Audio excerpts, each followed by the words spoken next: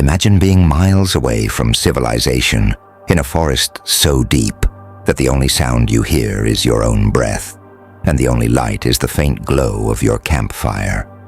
But what if the silence is not peaceful, but a warning that you're not as alone as you think?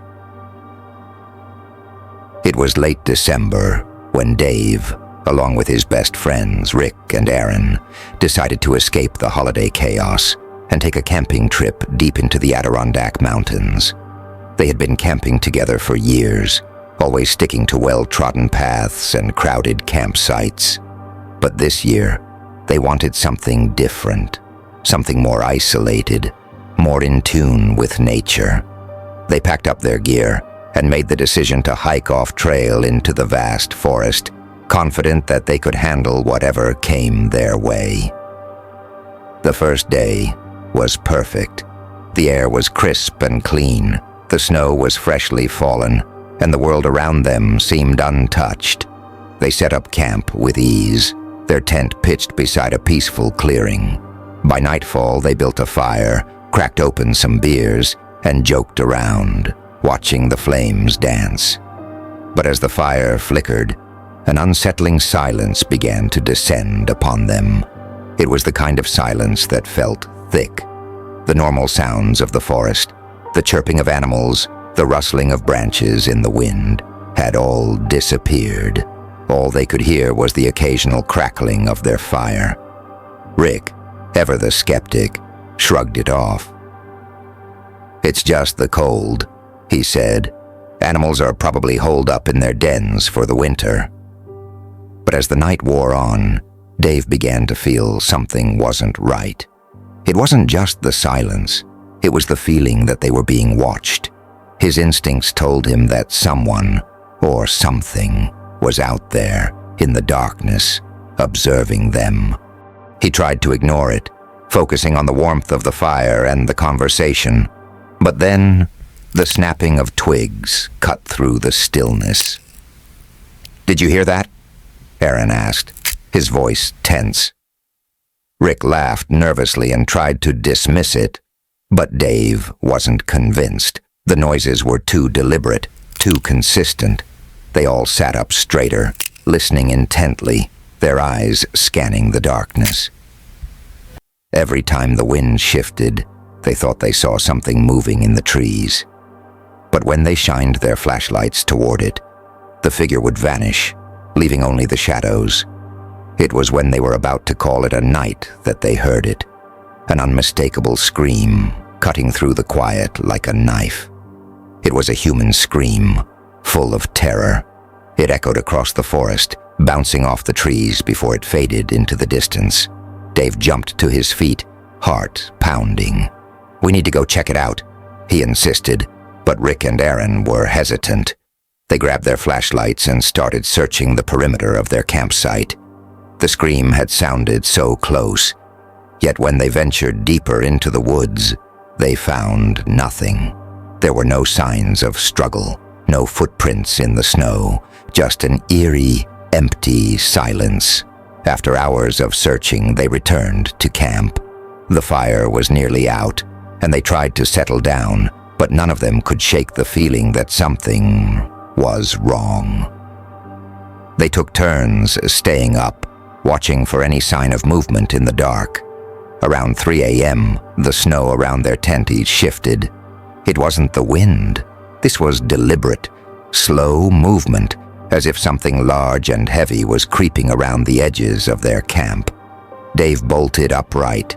His flashlight cut through the dark, but it illuminated nothing, just snow, more untouched snow. The next morning, they were all exhausted, nerves on edge. As they broke camp and packed up, they noticed that some of their supplies were missing: snacks, a few tools, and one of their sleeping bags. Nothing was disturbed on the surface, but it was clear someone, or something, had been inside their camp during the night. They quickly packed up and left, and as they made their way out of the woods, Dave couldn't help but feel that they hadn't just encountered a person. No, this had been something else, something that thrived in the silence of the forest, something that watched from the shadows, waiting for the right moment.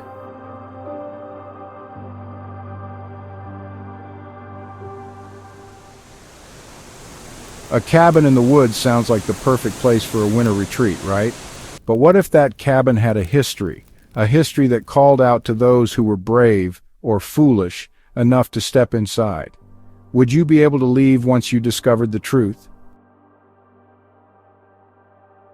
Jake, Sarah, and Mark were looking forward to their winter camping trip.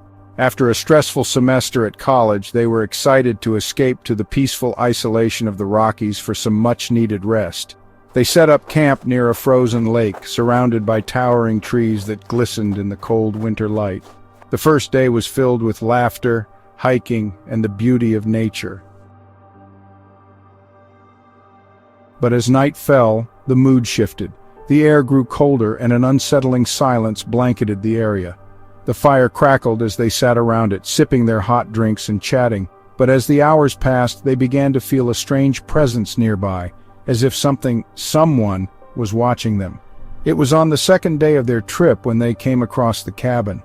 They had been exploring the woods when Sarah spotted something through the trees, a small weathered structure tucked away in a clearing. They were curious, thinking it was an old hunting cabin abandoned for years. Sarah, always the adventurer, convinced the group to investigate. The door creaked open with a faint groan and they stepped inside. The air inside was cold, musty, and stale, but it wasn't just the smell that unsettled them. The cabin looked like it had been frozen in time. There were dishes on the table, a blanket draped over a rocking chair, and even a half-burnt candle on a windowsill. It seemed like someone had just left, as if they'd been there moments before. But the oddest thing was the sensation of being watched. They shrugged it off, attributing it to the spooky atmosphere. But as they explored further, they discovered something that made their blood run cold. Scratches on the walls, deep, deliberate gouges like something or someone had been trapped inside. The rest of the day felt off. The cabin lingered in their minds, and when night fell they couldn't shake the feeling that they weren't alone. Around midnight, Mark heard the faint sound of footsteps crunching in the snow outside their tent. He strained his ears to listen, but when he looked out, there was no one there. He woke up Sarah and Jake, but they heard nothing. But then came the whispers, soft at first, then growing louder. "Help me!" The voice was barely audible, a woman's voice, pleading. It sounded as if it was coming from inside the cabin. Fear took hold of them, and they decided to leave the next morning. But when they returned to the cabin to gather their things, it was gone. The structure had vanished as if it had never been there. The trees around them were empty, the clearing where the cabin had stood now a strange, unnatural silence. It was as if the cabin had never existed, as if it had been a figment of their imagination, or something darker, something that wanted them to never leave.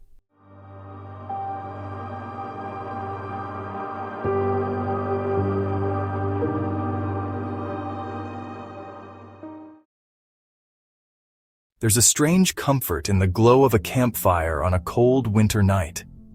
But what if, in that very warmth, something began to unravel, something so terrifying that it would make you question everything you thought you knew about the wilderness? Tom, Sarah, and their two friends, Ben and Chloe, had been planning their winter camping trip for weeks. They were experienced campers, seasoned hikers, who had been to countless outdoor locations. But this trip was different. They chose a secluded spot in the Olympic National Park, deep in the forest by a frozen lake. The snow had freshly fallen, and the air was crisp with the promise of a perfect winter getaway. The first night went as expected. They set up their tents, built a roaring campfire, and spent hours telling stories, drinking, and enjoying the peaceful isolation. But as the night grew deeper, a strange sense of unease began to settle in. It was subtle at first, just an odd feeling in the pit of Tom's stomach. Something didn't feel right. Around midnight, Tom woke up to a strange rustling sound outside his tent. At first, he thought it was just the wind, but then he heard it again. Footsteps, slow and deliberate, crunching in the snow. His heart skipped a beat. He peeked outside but saw nothing, just darkness. He tried to go back to sleep, but the noise persisted. It was as if something was moving around their campsite, watching them. He tried waking Ben and Sarah, but they were sound asleep, oblivious to the creeping terror outside. Finally, unable to ignore it, Tom crawled out of his tent, flashlight in hand, and moved toward the noise. His breath came in sharp gasps, his heart racing. But when he got to the campfire, he found something horrifying, just an empty fire pit. The next morning, something even more unsettling happened. Ben, Sarah, and Chloe were gone. Their tents were empty, their sleeping bags rolled up neatly as if they had just vanished into thin air. Tom was in shock. He couldn't process what had happened. Had they left? No, they couldn't have gone without him. As the hours passed, Tom searched the area frantically, calling their names. But there was no sign of them, nothing but the deep, unbroken silence of the wilderness. When he finally gave up and started heading back down the mountain, he couldn't shake the feeling that something was following him. That something had taken his friends and was now hunting him. To this day, Tom says he can still feel the eyes of whatever took them, still watching him from the shadows, waiting for the moment when he too will disappear. Well, that's all for today's terrifying tales. If these stories sent a chill down your spine, you're not alone. Sometimes the scariest things aren't the ones we see, but the ones we feel. The things that lurk just beyond the light, waiting for us to discover them. If you've ever had your own creepy camping or winter adventure, or if you have a horror story that's just too unsettling to forget, don't be shy. Share it with us in the comments below, and it might just be featured in a future video. If you enjoyed today's stories, make sure to hit that like button and subscribe for more spine-chilling content. Don't forget to ring the bell so you never miss a new tale from the dark corners of the world. Until next time, stay safe, stay warm, and remember, some places are best left unexplored.